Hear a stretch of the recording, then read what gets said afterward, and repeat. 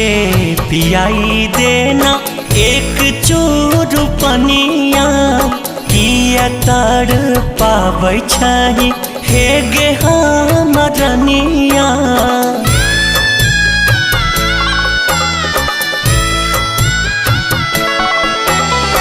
आई के पियाई देना एक चूर पनिया किया तर पाबै छही हे गे हमरनिया।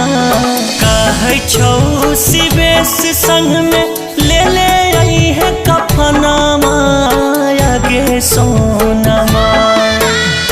कहै छौ सोनू संग में ले ले आई है कफनवा गे सोना।